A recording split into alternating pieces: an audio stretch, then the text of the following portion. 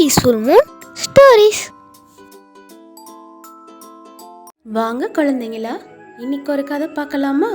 ஒரு கிராமத்தில் அமுதா ராதான்னு ரெண்டு ஃப்ரெண்ட்ஸ் இருந்தாங்க. அமுதாவும் ராதாவும் ரொம்பவே நல்ல நண்பர்கள். ஒருத்தர் மேலே ஒருத்தர் ரொம்ப பாசமாக இருப்பாங்க. அமுதா ரொம்ப நல்லா படிப்பா.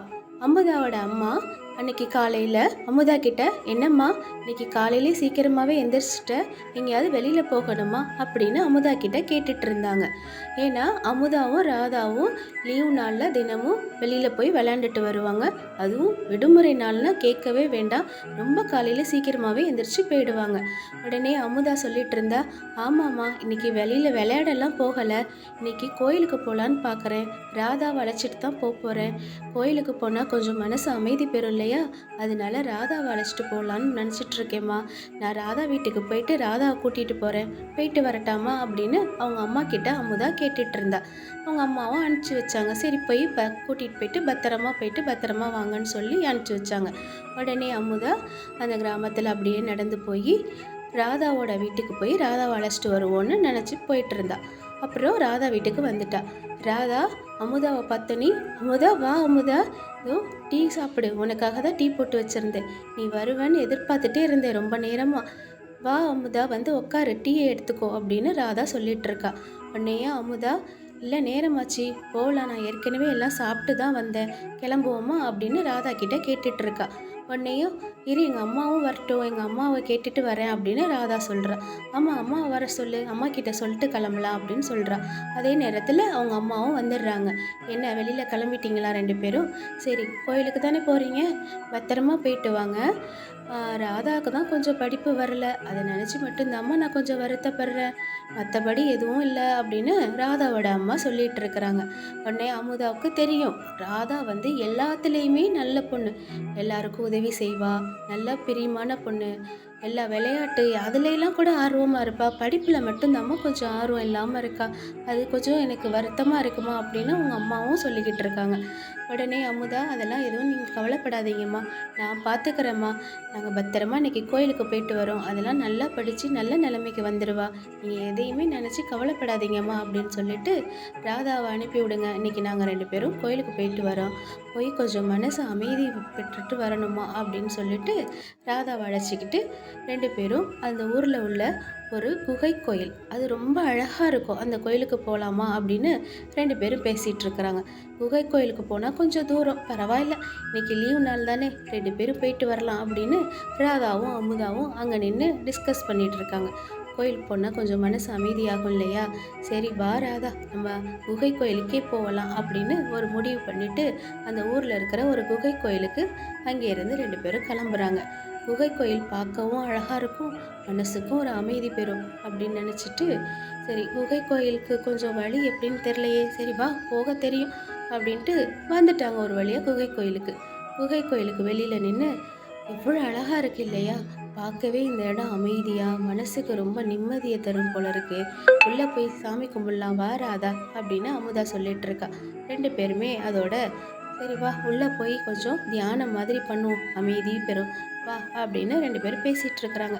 அதே போல் ரெண்டு பேரும் குகை கோயிலுக்குள்ளே போய் உட்காந்து அந்த சிவன் கிட்ட ரெண்டு பேரும் அமைதியாக உட்காந்து தியானம் பண்ணிட்டு இருக்காங்க. மனசுக்குள்ள ரொம்ப அதிக இறைச்சல் இல்லாத இடங்கள்ல அமைதியாக உட்காந்து ஒரு தியானம் பண்ணோம்னா மனசு அமைதி பெறும் இல்லையா, ரெண்டு பேரும் அது போல் செஞ்சிட்ருக்காங்க. சரி நேரம் ஆயிடுச்சு கிளம்புவோமா அப்படின்னு எந்திரிச்சு வெளியே வராங்க. அப்புறம் ராதா அம்மா சீக்கிரமாகவே கொஞ்சம் வர சொல்லியிருந்தாங்க ராதா கிட்ட. ராதா வந்து அமுதாட்ட சொல்லிட்டு இருந்தா, நான் சொல்ல மறந்துட்டேன் அமுதா, என்னை அம்மா இன்னைக்கு சீக்கிரமாகவே வர சொன்னாங்க, நான் சீக்கிரமாகவே போயிட்டு வரேன், நீ கொஞ்சம் மெதுவாக வா, உனக்கு இந்த இடம்னா ரொம்ப பிடிக்கும் இல்லையா, அதனால நீ கொஞ்சம் நேரம் இன்னும் கூட தியானம் பண்ணிட்டு வரியா அப்படின்னு சொல்லிட்டு கிளம்பிடுறான். அந்த நேரத்தில் ஒரு முனிவர் வராரு. அமுதா, முனிவரையா உங்களை தான் நான் பார்க்கணுன்னு நினச்சிட்டு இருந்தேன், ரொம்ப நாள் இந்த இடத்துக்கு வரேன், ஆனால் உங்களை பார்க்கவே முடியறதில்ல, நல்லா இருக்கீங்களா அப்படின்னு கேட்டுட்டு ராதாவை பற்றி சொல்ல ஆரம்பிக்கிறா. ராதா என்னுடைய ரொம்ப நெருங்கிய தோழி, ரொம்பவே நல்ல பொண்ணு, எல்லாருக்கும் நிறைய உதவி செய்வா, நல்ல குணம் உள்ளவ. ஆனால் படிப்பு மட்டும் கொஞ்சம் சரியாக வர மாட்டேங்குது.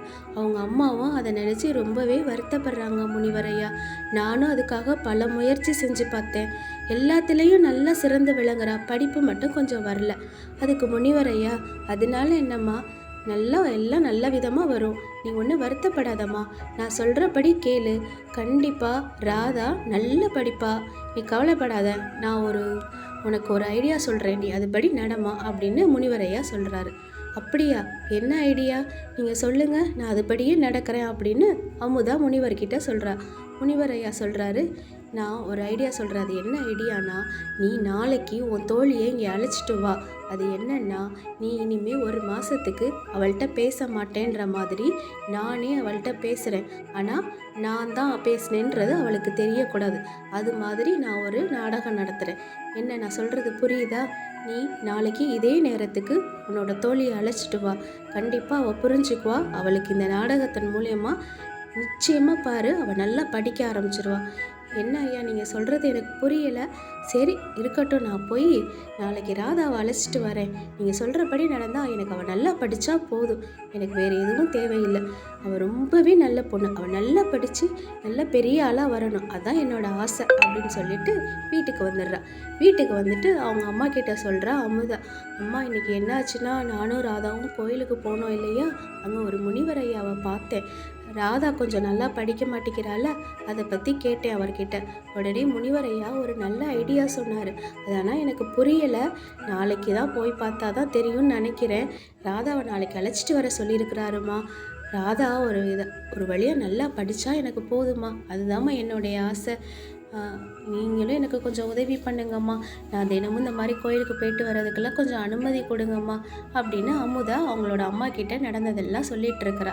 அதுக்கு அமுதாவோட அம்மா, நல்லா படித்தா, உன் ஃப்ரெண்டு நல்லா படித்தாலே எனக்கு போதுமா, அதனால் என்ன, கண்டிப்பாக நானும் உதவி செய்கிறேன், நீ தினமுமே கோயிலுக்கு போயிட்டு வா, நீ என்ன பண்ணாலும் சரி, அவளும் நல்ல பொண்ணு தான், அவளும் நம்ம வீட்டில் ஒரு பொண்ணு மாதிரி தானம்மா, அதெல்லாம் ஒன்றும் கிடையாதும்மா, நீ தைரியமாக இரு, நிச்சயமாக நல்லா படிப்பெல்லாம் வந்துருமா, இதுக்காகலாம் பெருசாக ஒன்றும் வருத்தப்படாதம்மா, கண்டிப்பாக அவள் நல்ல நிலைமைக்கு வந்துடுவா, உன்னோட நல்ல எண்ணத்தை நினச்சி நான் ரொம்பவே வியந்து போகிறேம்மா அப்படின்னு சொல்லிட்டு, அதே போல் மறுநாள் தன்னோட ஃப்ரெண்டை அழைச்சிட்டு வர்றா அமுதா.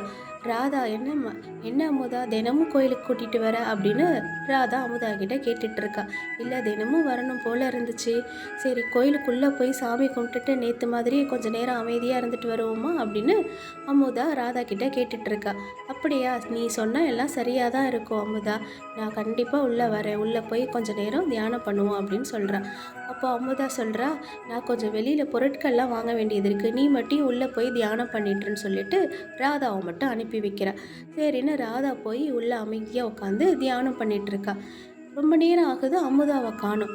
அந்த நேரத்தில் ஒரு எதிரொலி, ஒரு குரல் கேட்குது. ஒரு மாதிரி வித்தியாசமாக இருக்குது அந்த குரல். ராதா கிட்ட, என்ன ராதா தனியாக உட்காந்துட்ருக்க, என்ன இன்னைக்கு உன் ஃப்ரெண்டு வரலையா அப்படின்னு கேட்டுட்ருக்கு.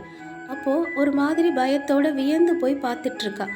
இனிமேல் உன் ஃப்ரெண்டு எப்போவுமே வரமாட்டா, அவள் இனிமேல் உன்கிட்ட எப்போவுமே பேச மாட்டா, ஏன்னா நீ நல்லாவே படிக்க மாட்டேங்கிற, நல்லா படிக்காத பொண்ணோட அமுதா எப்பயுமே பேச மாட்டா, இனிமேல் அவள் உனக்கு ஃப்ரெண்டே கிடையாது அப்படின்ற மாதிரி அந்த குகை பேசுகிற மாதிரி இருக்குது.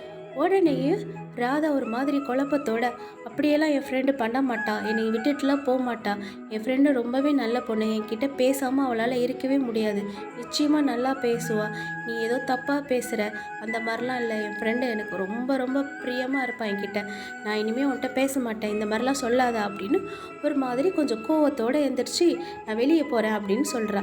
உடனே கோகை, அப்படியெல்லாம் இல்லை, நீ வெளியே போய் பாரு, அமுதா அங்கே இருக்கவே மாட்டா அப்படின்ற மாதிரி திமிரா பேசுது. உடனே ராதா, என்ன சொல்கிற, எனக்கு புரியலை, நிஜமாவா, என் ஃப்ரெண்டு இனிமேல் என்கிட்ட பேச மாட்டாள், ஆமாம் நீ நல்லா படித்தாதான் இனிமேல் உன் ஃப்ரெண்டு உன்கிட்ட பேசுவான் அப்படின்னு அந்த கொகை சொல்லுது. உடனேயும் ராதா ரொம்ப கவலையோட, என்ன சொல்கிறீங்க, எனக்கு ஒன்றுமே புரியலை, நான் நல்லா படித்தா என் ஃப்ரெண்டு என்கிட்ட பேசிடுவாளா, நான் இனிமேல் நிச்சயமாக நான் நல்லா படிப்பேன், நான் நல்ல மார்க் எடுத்து காட்டுவேன் அப்படின்னு சொல்லிட்டு வெளியில் வந்து பார்க்குறா. அந்த குகை சொன்னது போல் அமுதா அங்கே வெளியில் இல்லவே இல்லை. சுற்றி முற்றி தேடி பார்க்குறா, அமுதா அங்கே காணும். ஒரு மாதிரி விரக்தியோட, மனசு கவலையோட, பாரத்தோட, என்னடா அது குகை சொன்ன மாதிரி அமுதா நம்மளை விட்டுட்டு போயிட்டாளா? அமுதா அப்படி இருக்க மாட்டாளே ஒருபோதும். சரி, நம்ம சரியாக படிக்கல, அதனால தான் அவன் நம்மள்ட்ட பேச மாட்டா போல இருக்கு. இனிமேல்ட்டு நம்ம நல்ல மார்க் எடுத்து இந்த அமுதா கிட்டேயும் இந்த குகைக்கிட்டேயும் நம்ம வந்து சொல்லணும் அப்படின்னு நினச்சிட்டு ஸ்கூலுக்கு போகிறா. ஸ்கூலுக்கு போனால் அவங்க அமுதா குகை சொன்ன மாதிரியே கொஞ்சம் கூட ராதா கிட்ட மூஞ்சி கொடுத்தே பேசலை. நேருக்கு நேராக பார்த்து கூட ஒரு வார்த்தை கூட ராதா கிட்ட பேசவே இல்லை. ரொம்ப வருத்தம் அடைகிற ராதா. என்னடா குகை சொன்னது உண்மைதான் போல இருக்கு, அமுதா இனிமேல் நம்மள்ட்ட பேசவே மாட்டா, நம்ம நிச்சயமாக நல்ல மார்க் எடுத்து காட்டணும்னு நினச்சிக்கிட்டு இருக்கா. அதே போல் நல்ல மார்க் எடுத்துடுறா. இதை முதல்ல அவங்க அம்மா கிட்ட வந்து சொல்கிறா, அம்மா இந்த பரீட்சையில் நான் நல்ல மார்க் எடுத்துட்டேன் அப்படின்னு சொல்லிட்டு அவங்க அம்மா கிட்ட ரொம்ப பெருமையாக சொல்லிட்டு இருக்கா. என்னைய அந்த குகையும் அமுதாவும் இனிமேல் என்கிட்ட பேச மாட்டா அமுதா அப்படின்ற மாதிரி என்கிட்ட சொல்லிட்டு இருந்தாங்கல்லம்மா, நான் நல்ல மார்க் எடுத்துட்டேன், நான் முதல்ல போய் இதை குகைக்கிட்டையும் இந்த அமுதா கிட்டையும் காட்டிட்டு வரேம்மா அப்படின்னு ஒரு வித கோவத்தோடையும் சொல்கிறா. அதுக்கு ராதாவோட அம்மா, அப்படியெல்லாம் இல்லைம்மா, அமுதா அந்த மாதிரி பொண்ணெல்லாம் இருக்க மாட்டா, நிச்சயமாக அவள் உன்கிட்ட பேசுவா, நீ நல்லா படிக்கணுங்கிறதுக்காக தான் அவள் இப்படியெல்லாம் செஞ்சுருப்பா, எனக்கு அமுதாவை பற்றி நல்லாவே தெரியும், அவள் அந்த மாதிரி பொண்ணெல்லாம் கிடையாது, அவளை மாதிரி ஃப்ரெண்ட் கிடைக்க நீ தாம்மா கொடுத்து வச்சுருக்கணும், அவள் நல்ல பொண்ணுமா, நீ நம்பு, நீ போ, உன்னோட மார்க்கை போய் காட்டு, நீ குகைக்கிட்ட போ, உனக்கே புரியும் அப்படின்னு சொல்லிட்டு அவங்க அம்மா அனுப்பிச்சி வைக்கிறாங்க. அதே போல் அமுதா அந்த குகைக்கிட்டேயே அவளுக்காக காத்துட்ருக்கிறா. ராதாவை பார்த்தோன்னே, வா ராதா, உனக்காக தான் ரொம்ப நேரமாக காத்துட்ருக்கேன், நீ வருவேன்னு எனக்கு தெரியும், நீ உன்னோட மார்க் எடுத்துகிட்டு காட்டுறதுக்காக வரேன்னு நான் எதிர்பார்த்துட்டே இருந்தேன் அப்படின்னு சொல்கிறான். இதை பார்த்தோன்னே ராதாவுக்கு ரொம்பவே ஒரு மாதிரி கண் கலங்குது, ஆனந்தமாக இருக்குது. என்னடா அது, அம்மா சொன்னது போல் நம்மளோட ஃப்ரெண்டு உண்மையிலே நம்ம மேலே நம்ம நல்லா படிக்கணுங்கிறதுக்காக எவ்வளோ அக்கறையாக இருந்து செயல்பட்டுருக்கா, நம்ம தான் அவளை புரிஞ்சுக்காமல் போயிட்டோம், இனிமேல் நம்ம எப்பயுமே நல்லா படிக்கணும்னு அப்படின்னு நினச்சிட்ருக்கா. அந்த நேரத்தில் அமுதா, எனக்கு ரொம்ப சந்தோஷம் நீ நல்ல மார்க் எடுத்ததுக்கு அப்படின்னு சொல்லிகிட்டே இருக்கா. ரெண்டு பேருக்கும் ஒருத்தர் மேலே ஒருத்தர் அவ்வளோ அன்பு வச்சுருக்காங்க, அவ்வளோ சந்தோஷம் அடைகிறாங்க இதை நினச்சி. அப்புறம் ரொம்ப நன்றி சொல்கிறா.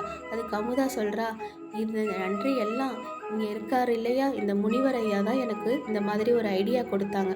முனிவரையா பரீட்சை முடிஞ்சோடனே உன்னை கூட்டிகிட்டு வர சொன்னார், உள்ளே போவோமா, அவர் இங்கே ரொம்ப நேரம் பார்த்துட்டு இருந்தேன், அவர் இங்கே நிற்கிற மாதிரி தெரியல, கோயிலுக்குள்ளே நிற்கிறாருன்னு தான் நினைக்கிறேன், உள்ளே போய் அவர்கிட்ட ஆசீர்வாதம் வாங்கிட்டு இனிமேல் எப்போதும் நல்லா படிப்போன்னு சொல்லிட்டு உள்ளே போய் அவர்கிட்ட ஒரு ஆசீர்வாதம் வாங்கிட்டு வந்துடுவோம் வா அப்படின்னு சொல்லிட்டு வேகமாக ரெண்டு பேரும் குகைக்குள்ளே போகலான்னு யோசிச்சுட்ருக்காங்க. அமுதாவும் ராதாவும் அவங்களுக்கு வாழ்க்கையில் நடந்ததெல்லாம் நினச்சி ரொம்பவே சந்தோஷப்படுறாங்க. இப்படி ஒரு ஃப்ரெண்டு கிடைக்க ரெண்டு பேருமே ஒருத்தர் கொடுத்து வச்சுருக்கணும்னு பேசிகிட்ருக்காங்க. பேசிக்கிட்டே கோயிலுக்குள்ளே வந்துடுறாங்க. முனிவரையா, உங்களை தான் ரொம்ப நேரம் தேடிக்கிட்டு இருந்தோம், உள்ளே தான் இருக்கீங்களா? நீங்கள் சொன்னது போலவே நடந்துருச்சு, ராதா நல்ல மார்க் எடுத்து காமிச்சிட்டா, ரொம்பவே சந்தோஷம் ஐயா அப்படின்னு சொல்கிறா. அப்புறம் ராதா கிட்ட சொல்கிறா, ராதா நேற்று பேசினது குகையெல்லாம் இல்லை, முனிவரையா தான் உன்கிட்ட பேசினாரு. அப்படியா? நான் கூட குகை தான் பேசுச்சுன்னு ரொம்பவே பயந்துட்டேன், குகையெல்லாம் பேசுமா என்ன அப்படின்னு ஒரு மாதிரி பயமே வந்துடுச்சு எனக்கு. முனிவரையா தான் என்கிட்ட பேசுனாங்களா? ரொம்ப நன்றி ஐயா, இந்த மாதிரி எனக்காக நீங்களும் ராதாவும் செஞ்சதுக்கு உதவி செஞ்சதுக்கு ரொம்ப ரொம்ப நன்றி அப்படின்னு சொல்லிட்டு இருக்கா. அதுக்கு முனிவர் ஐயாவோ, அதனால என்னம்மா, உன்னோட ஃப்ரெண்டுக்கு தான் நீ நன்றி சொல்லணும், அவள் தான் நீ படிக்கலை, நீ நல்ல நிலைமைக்கு வரணும் அப்படின்னு நினச்சிட்டு உன்னைய ரொம்ப நினச்சி வருத்தப்பட்டுட்டே இருந்தா, அதனால அவளுக்காக ஒரு உதவி, நீயும் தானமாக முயற்சி செஞ்சு நல்லா படிச்சிருக்க, இதெல்லாம் ஒரு கஷ்டமும் இல்லைம்மா, நல்லா படிங்க ரெண்டு பேரும் அப்படின்னு சொல்கிறாரு. உடனேயும் அமுதாவும் ராதாவும் முனிவர் ஐயா கிட்ட நன்றி சொல்கிறாங்க. நீங்கள் எங்களுக்கு ரொம்ப பெரிய உதவி செஞ்சுருக்கீங்க, உங்களால் தான் நான் நல்லா படித்து இன்றைக்கி நல்ல மார்க் எடுத்திருக்கேன் அப்படின்னு ராதாவும் அமுதாவும் ஒருத்தர் மாற்றி ஒருத்தர் முனிவர் ஐயா கிட்ட நன்றி சொல்கிறாங்க. சரி முனிவர் ஐயா, நாங்கள் ரெண்டு பேரும் கிளம்புறோம் அப்படின்னு சொல்லிட்டு அப்படியே கோயிலை விட்டு வெளியே வராங்க. குகைக்கு வெளியில் நின்றுட்டு அப்படியே ரொம்ப வியப்பாக பார்த்துட்ருக்காங்க. எப்படி ஒரு உதவி செஞ்சுருக்காங்க இந்த முனிவர், நமக்கு இந்த மாதிரி ஒரு முனிவர் கிடச்சதுக்கும் நமக்கு கொடுத்து வச்சுருக்கணும், இந்த ஊருக்கு நிறைய நல்லது செய்வார் இல்லையா அப்படின்னு ஒருத்தர் மாற்றி ஒருத்தர் பேசிகிட்ருக்காங்க. ஆமாம் ராதா, நிஜமாக அவர் நல்ல உதவி செய்வார் போல இருக்கு இந்த மக்களுக்கு. சரி, இனிமேல் நம்மளும் நல்லா படித்து நல்ல மார்க் எடுத்து காட்டணும், எப்பயுமே நல்லா படிக்கணும், அதுதான் நம்ம அம்மா அப்பாவுக்கு சந்தோஷம் அப்படின்னு சொல்லிட்டு அவங்க அங்கேருந்து கிளம்புறாங்க. என்ன குழந்தைங்களா, இந்த கதை உங்களுக்கு பிடிச்சிருக்கா? பிடிச்சிருந்ததுன்னா மறக்காமல் நம்ம சேனலை லைக் பண்ணுங்கள், ஷேர் பண்ணுங்கள், சப்ஸ்கிரைப் பண்ணுங்கள். சப்ஸ்கிரைப் பண்ண ஒவ்வொருத்தருக்கும் ரொம்ப ரொம்ப பெரிய பெரிய நன்றி. இனிமே தினமும் தொடர்ச்சியாக புது புது கதையாக உங்களுக்கு போடுறேன். எல்லா குழந்தைகளுக்கும் ரொம்ப நன்றி. நம்ம சேனலை தொடர்ச்சியாக பாருங்கள், நிறைய கேளுங்க, கதைகளை கேளுங்க. இந்த லீவில் நல்லா என்ஜாய் பண்ணுங்கள். தினமும் கதை போட்டுட்ருக்கேன். பாய்.